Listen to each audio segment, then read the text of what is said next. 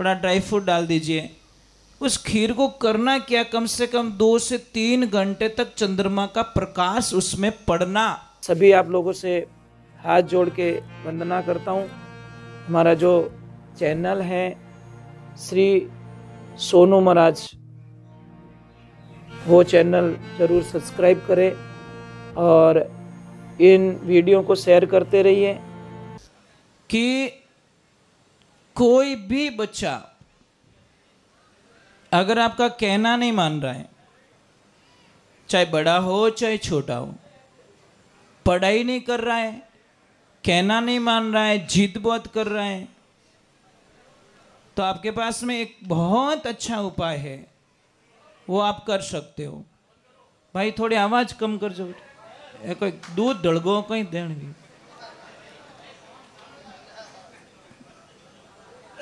थोड़ी शांति। उनके भी काम की चीजें पर अब सुनेंगे भी नहीं, बहुत आवाज आ रही है उनको। तो आपको क्या करना है, देखो एक चीज ये चीजें सीखने को मिलती है। अब वो बच्चा है, वो बाल्टी लेके पानी पिला रहा है, ये भी किसी का लड़का होगा, सिखाया तब वो घूम रहा है ना, नहीं तो वही कबड्डी रमता बार। बहुत अच्छा बेटा, बहुत अच्छा काम कर रहे हो। ऐसे बच्चों को सिखाओ कि बेटा तुम फंक्शन में चलो तो सेवा करो, सेवा के भाव प्रकट करो उनमें। कोई संत महात्मा गए किसके द्वार पे तो भिक्षा मांगी, तो अंदर एक छोटी गुड़िया थी। उस गुड़िया ने बोला कि गुरुजी यहाँ पे कोई नहीं है और घर में कुछ भी नहीं है देने के लिए। तो महाराज जी ने बोला कुछ तो दे दे बेटा।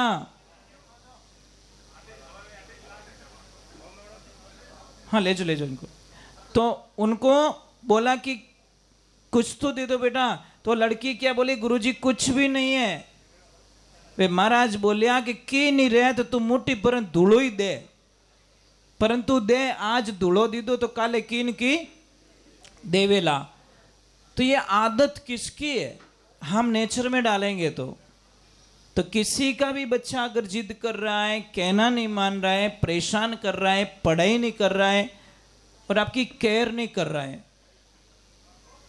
तो आपको पूर्णिमा के दिन जो देसी गैया मैया होती हैं उस मालिक के पास में जाओ और उस मालिक को बोलना भैया मुझे दूध चाहिए।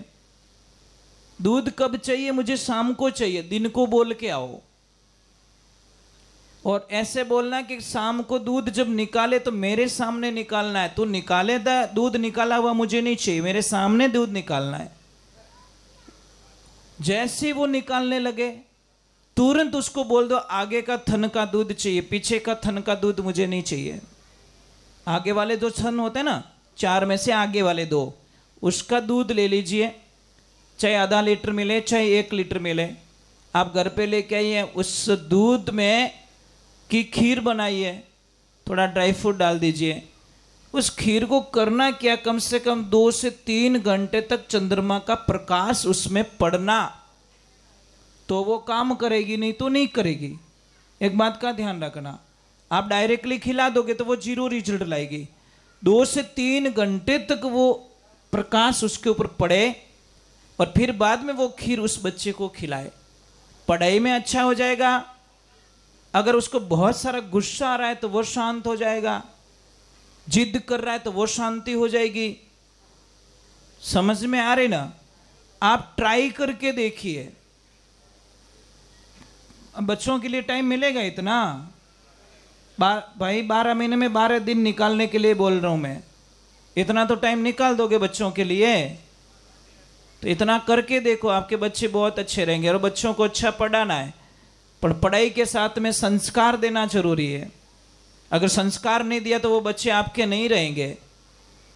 किसी आदमी को कम से कम शादी को 17 वर्ष हो गए, कोई लड़की नहीं हुई, लड़का नहीं हुआ, पर 17 साल बाद में भगवान की कृपा से उसके घर में कन्या जन्मी।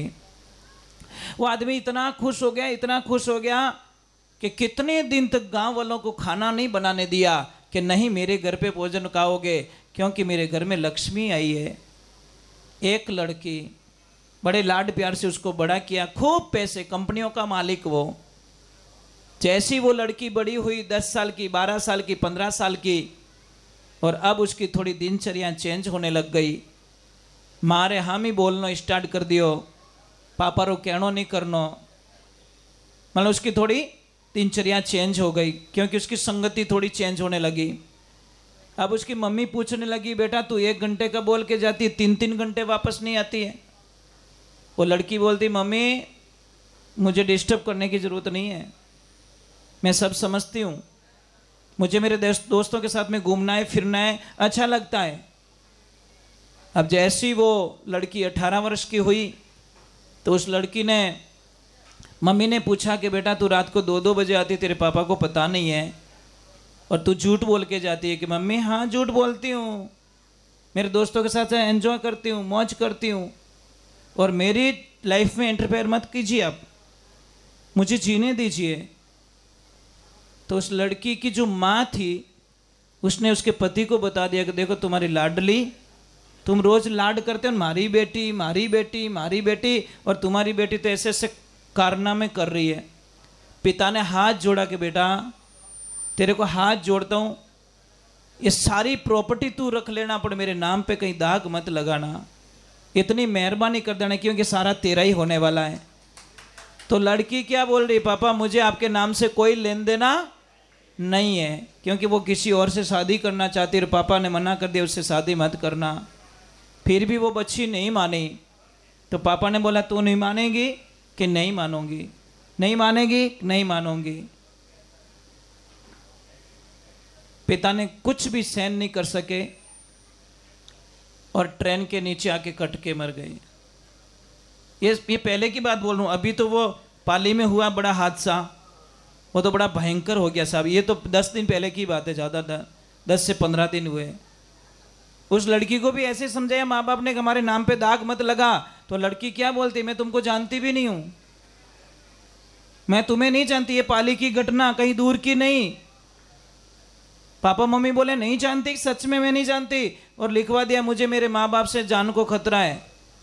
माँ बाप ने बोला कि हमारी वजह से तू परेशान है, तो उन्होंने ट्रेन के नीचे कट के मर गए। बोला अब हम कभी तुझे परेशान करने वाले, और मैं धन्यवाद, मैं करोड़ बार उन पूरे वकील मंडल है उनको प्रणाम करता हूँ कि उन्होंने फैसला लिया कि आज के बाद कोई भी लड़का लड़की भाग के आएगा उसकी हम शादी नहीं करवाएंगे, और न ही उनको कानूनी सलाह देंगे, और न ही हम शादी करवाएंगे, क्योंकि कल किसी और का नंबर लगेगा, कल कोई और माता पिता कट के मरेंगे, उसका दोष हम नहीं लेना चाहते हैं।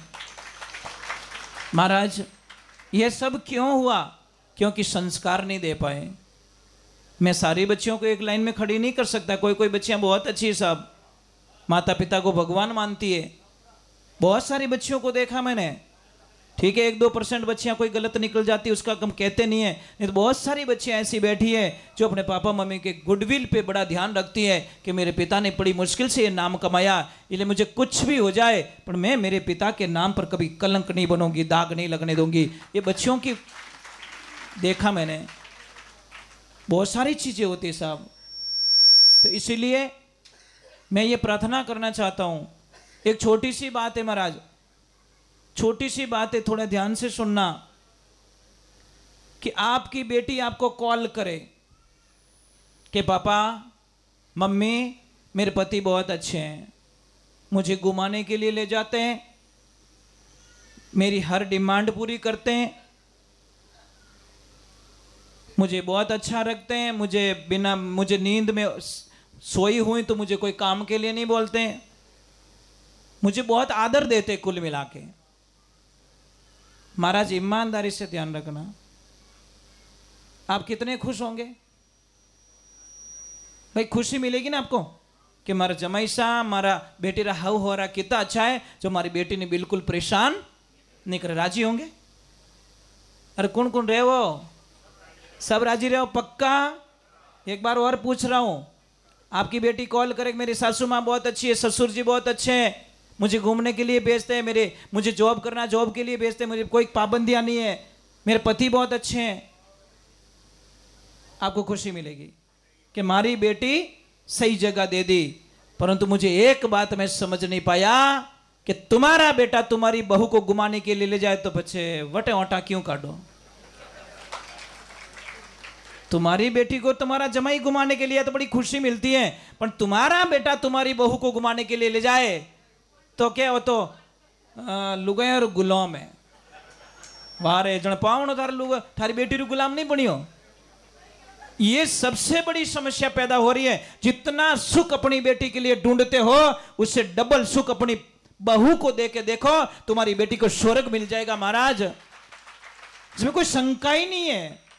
जैसी करनी नहीं वावे तो बावड़े उनके अम्बो खाऊं, खा लंबा लंबा कांटा। पराई बेटी को तू कष्ट दे रहा है और तेरी बेटी को सुख मांगता, साहब ये संभव नहीं है, नहीं हो सकता। जितना लाड प्यार अपनी लाडली से करते हो, उतना प्रेम अपनी बहू से करो, क्योंकि आने वाला टाइम में वो सेवा करने वाली तुम्हारी बहू को। पराई क्यों मानते महाराज, क्यों मानते हम लोग पराई? और शास्त्र में यहां तक लिखा है, माता, मैं देखो मैंने बोला बहुत कड़वा बोलता हूं, आप कौन कौन माता जी को मानते हो? ईमानदारी से ऊपर हाथ करो, माता जी को कौन कौन मानते हो? अभी सारे हाथ ऊपर हो जाएंगे, सारे हाथ ऊपर हो गए। बड़ा अच्छा लगा, मानते हो माता जी को, मानते हो। पर शास्त्र में क्या लिखा, देवी पुराण में क्या लिखा, वो पढ़ लीजिए ना, कि जो जो माता जी को मानता है, अगर पूरे जीवन काल में बेटी, बहन या पत्नी, इन तीनों में से किसी एक को एक भी अगर आपने थप्पड़ मार दिया तो आपके 7 जन्मों के पुण्य खत्म हो जाएंगे साहब। गई भैंस पानी में, हो गया लॉस। अब पास हाथ करो, रेवी को नहीं हाथ यूं वेगा।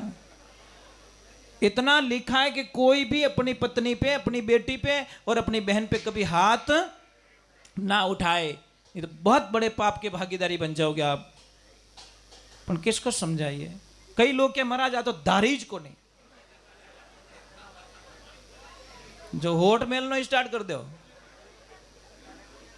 जो गाय दूध नहीं देती उसको लठ मार के देखना, वो दूध देगी नहीं। और उसको प्रेम से थोड़ा, क्योंकि मैं तो गायों के बीच में रहता हूं, हमें पता है इस गाय से दूध कैसे लेना है। जब वो आगे पाछी रहे ने तो उसको कुछ देना पड़ता है, या तो गुड़ देंगे या कुछ बांटो लाइन दे, वो कोई भी चीज ऐसी देंगे वो दूध दे देगी। अब वो तो ले लठ वहां गा के आजा, हेटो मुंडो के तो थारो जबाड़ो भोंग दूं मैं।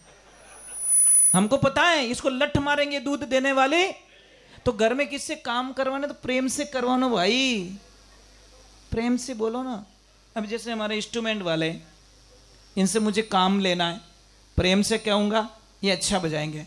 अनोने कह दूँ थोने बजावनी आवे को नहीं, जाने के महाराज अब गाय लो थोने फेरा ऊंधा नहीं भराए दो, जो मारो नाम भी भलोनिया, ये हाथों हाथ ही मारे आटा काट दी।